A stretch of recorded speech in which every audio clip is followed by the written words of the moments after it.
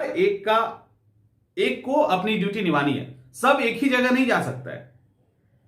यहां पे हमें अपना परफॉर्मेंस देना है, स्टूडेंट्स को अपना देना है, लीडर्स को अपना देना है। हर आदमी अपना अपना परफॉर्मेंस देगा।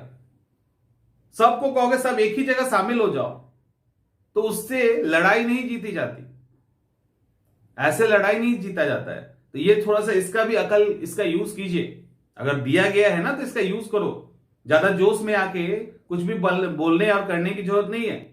सबको एक ड्यूटी दी गई है, सब अपने अपने ड्यूटी को परफॉर्म कीजिए अच्छे से और ईमानदारी से, तो चीजें बदली जा सकती है। समझ में आ रहा है? हेलो एवरीवन, बीपीएससी 67 ने जो तूफान मचाया है, उस तूफान के लिए हमारे पास कुछ डिमांड्स हैं। हम लोग जब डिमांड रखने जाएंगे 22 तारीख को, तो उसके अंदर कुछ चीजों को शामिल करना है। यानी हमें लॉन्ग टर्म के डिमांड भी चाहिए और शॉर्ट टर्म के भी डिमांड चाहिए। तो अभी आनंद फानन में इमीडिएट रिलीफ मिलने से कुछ नहीं होना है, क्योंकि ये आगे के रास्ते अपने खोल के रखेंगे।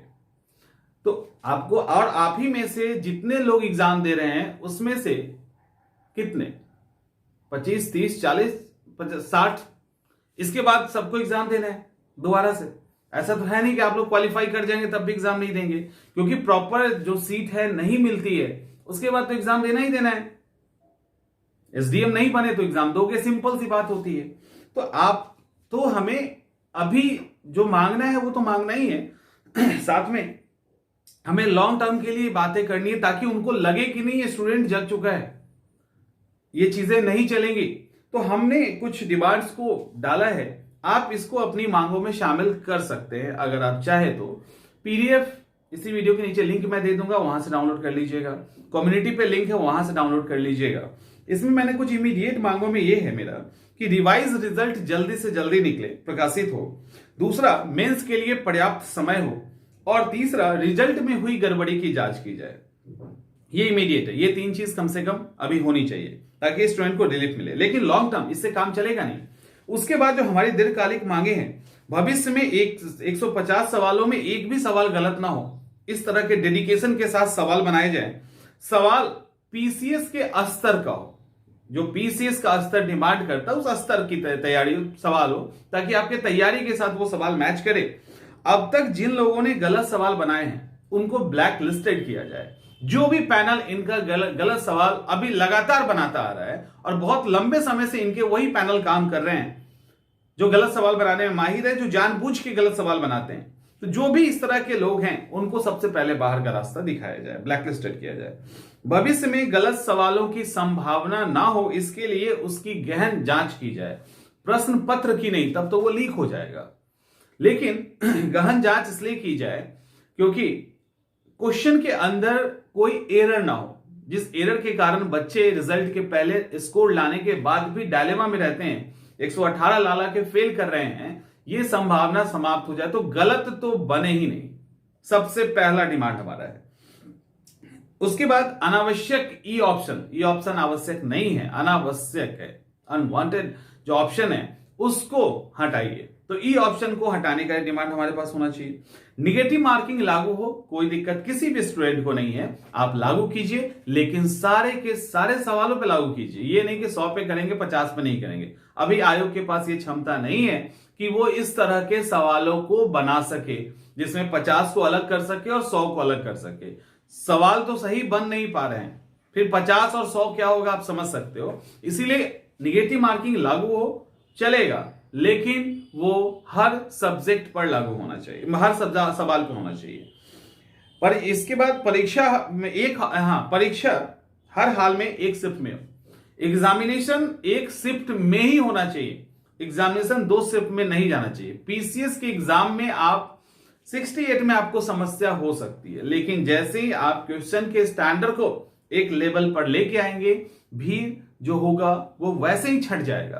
तो आपको इसको एक लेवल पे लेके आना है, तो लोग एफर्ट ही नहीं करेंगे, वो अपने अपने लाइन में शिफ्ट हो जाएंगे। यहां तो लगता है कि चलो चलते हैं और निकल भी गया, तो वो काम मत कीजिए। जो पीसीएस की गरिमा है उसको बना के रखिए। तो एग्जामिनेशन एक ही शिफ्ट में लीजिए, 2 शिफ्ट में मत लीजिए। एक शिफ्ट का पेपर आपसे सेट नहीं होता है सर, तो जिस एक शिफ्ट में जब पेपर सेट नहीं होता है तो 2 शिफ्ट में आप कैसे कर पाओगे? बहुत तकलीफ होगी और दिक्कत होगी आपको। इसलिए आप ही की सुविधा के लिए एक शिफ्ट में एग्जाम ले लीजिए। इस बार ले लिया ना ईमानदारी से, इतने ही स्टूडेंट जाएंगे। फिर इस बार आज अगर आप 67 में एक शिफ्ट में एग्जाम ले लिए हैं तो 68 में भी एक शिफ्ट में हो जाएगा। इससे ज्यादा स्टूडेंट नहीं आएंगे, घबराइए मत, क्योंकि स्टूडेंट बाहर भी हो रहे हैं ना, जिनका लास्ट अटेम्प्ट आपने बर्बाद किया वो तो बाहर भी हो गए बेचारे। तो जो बाहर नए आएंगे तो बाहर भी तो हो रहे उतने ही, इसलिए उसके लिए परेशान होने की जरूरत नहीं। आप अपने क्वेश्चन के स्तर को ठीक कर लेंगे ना, तो जिसको जितना आना होगा उतना ही आएगा। फिर बेकार का इसमें सिर्फ फोड़ने कोई नहीं आएगा। इसके बाद एग्जाम सेंटर बहुत दूर ना दिया जाए। एग्जाम सेंटर आपका मोटो है डिस्ट्रिक्ट बदलना, ठीक है, एक डिस्ट्रिक्ट को बदलिए जिसमें वो रहते हैं, उसके पड़ोस के डिस्ट्रिक्ट को बदल दीजिए, उसके पड़ोस में भेज दीजिए ना। अब इससे ज्यादा क्यों परेशान कर रहे हो आप? इससे ज्यादा परेशान करने की जरूरत नहीं है। एक डिस्ट्रिक्ट के बाद पड़ोसी डिस्ट्रिक्ट को छोड़ के उसके अगले में डाल दीजिए।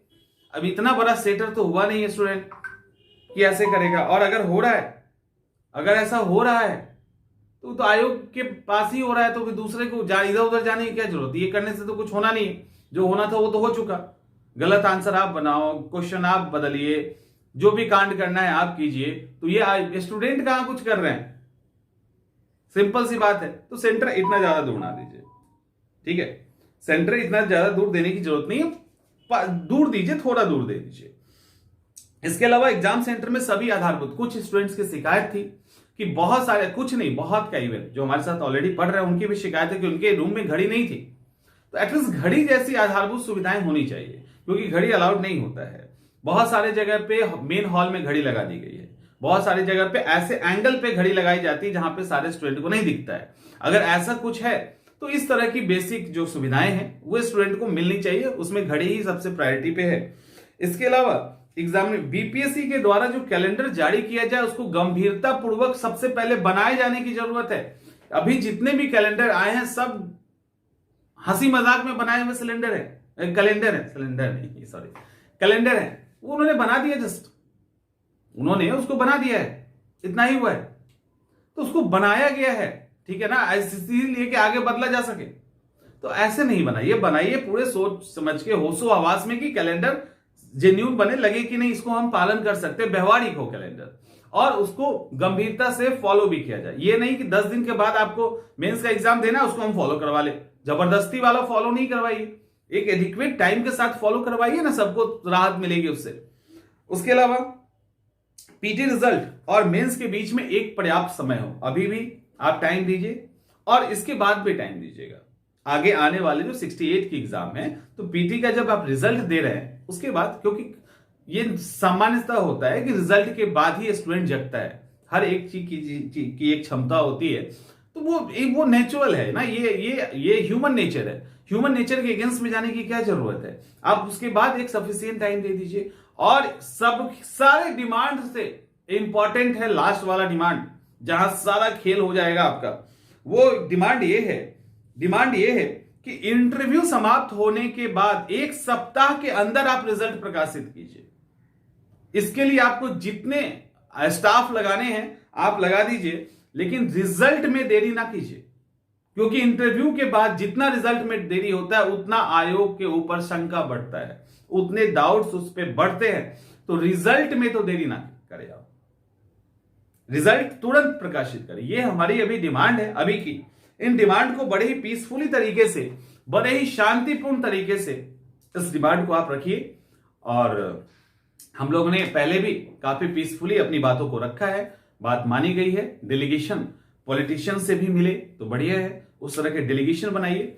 हर एक का एक चीज और समझिएगा, हर एक को अपनी ड्यूटी निभानी है, सब एक ही जगह नहीं जा सकता है।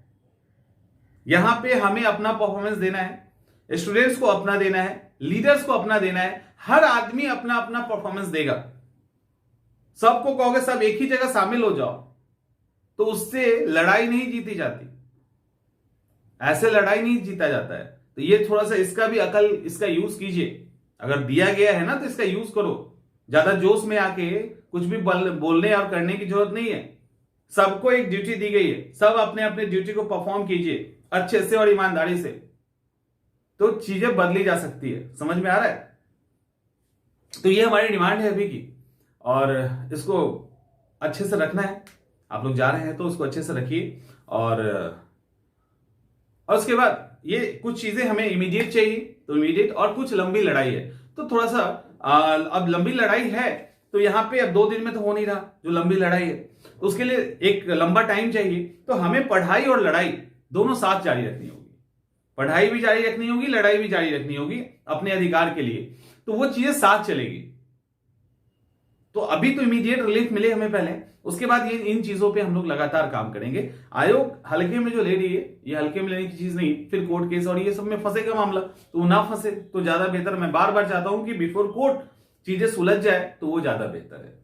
मिलते हैं अगले वीडियो में।